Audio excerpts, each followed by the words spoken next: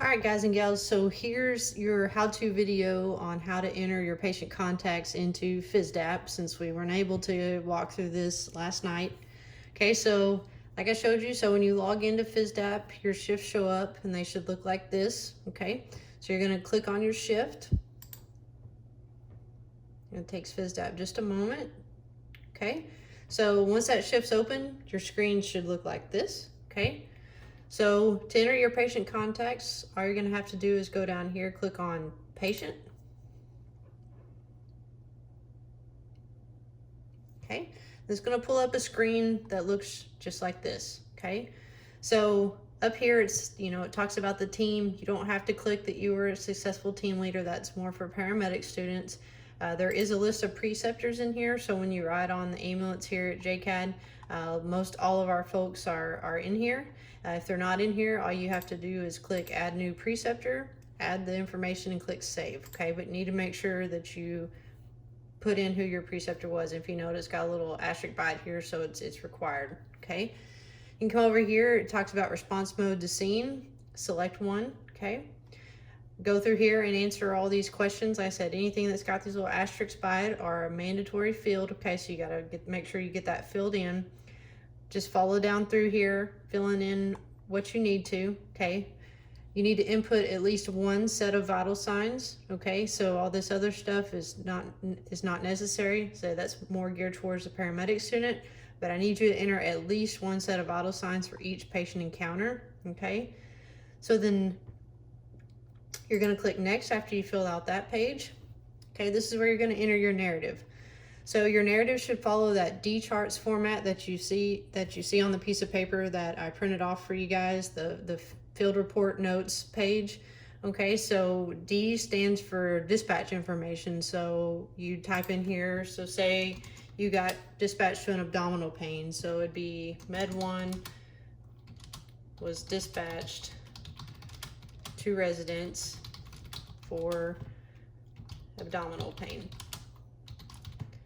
Okay, so on your arrival, what was the patient's chief complaint? What does the patient tell you is wrong with them? So if you get there and the patient says that their chief complaint's abdominal pain, that's what you would put. Okay, the chief complaint is what the patient tells you is wrong. Okay, then your H is going to be history of the present event. So say the patient states that after eating lunch, she began to have abdominal pain. Okay, so it's pertinent history related to the chief complaint. Okay, you go down to assessment, you type in here what your assessment findings are, where you found the patient, what the patient tells you, what their skin color, condition, temperature looks like. Are they awake, alert, and oriented?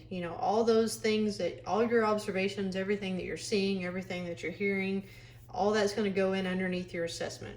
Okay, you go down to R. So R is reason for transport. So if you transport the patient from the scene to the hospital, you would put in here, patient transported to closest facility per their request. Okay, just something simple stating you transported and this is why. Okay, if you happen to be on a patient refusal and they don't go to the hospital, you'd say patient refused transport by EMS, refusal obtained by EMS crew. Okay, then you come down in T. T is treatments. Okay, so anything that you observed, if you took a set of vital signs, you helped get a blood sugar, whatever treatments you observed and even participated in, you're going to put there. Okay, and then S, we always add S in as a summary. So this is where you can add in anything extra you think is important. Okay, but this is the format at which your narrative should follow. Okay, so when you get done here, okay, so this auto saves, but you're gonna make sure you hit save. Okay, so that all your documentation is there. All right, so you can either, if you say you have multiple patient contacts in this shift that you're sitting down and putting in, you can either click add another patient. It'll take you back to the screen, a screen just like the one prior to this. Or if you only have the one, you can hit review shift documentation. okay? And it takes you here and it shows you patient 1, everything that you enter, you can review it, make sure, you know, that everything is there, okay? So I know we talked about last night that there was places in JB Learning for you to upload your clinical evaluations. So we're gonna X that. I've deleted those spots, and this is where you'll put your clinical evaluation. So the form that the preceptor fills out, that I showed you last night in class, you're gonna upload it here, okay? So all you gotta do is click add attachment, okay? So whether you snap a picture with your phone, you scan it, whatever the case may be, you go in here, choose a file. You know, I would prefer that you know, put a date, clinical evaluation, something in here just to identify that that's, you know, what it is for that specific shift, okay? And then whenever you're done uploading it, you'd hit save, okay? So that way, all of your documentation for that clinical shift is right here. If you want to upload those patient report note sheets with all your notes, you can. That's up to you, okay? All right, so once you are done entering all your patient contacts, you can come in here and click lock shift, and then that documentation is secured, okay? So we'll do that for each one of our ambulance rides, okay? So for your hospital shift, I would just ask that you upload your clinical evaluation that your preceptor fills out, okay? Put that in for your hospital shift, all right? If there's any questions, I know this was kind of a quick run through and it's hard to do when you're just seeing me clicking buttons here.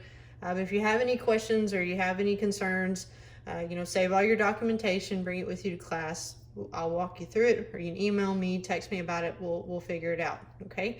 I hope you guys have a good rest of your week. Enjoy starting clinicals this week and over the weekend. And I'll see you in class next week. Again, if you need anything from me, just let me know. Okay? Be safe.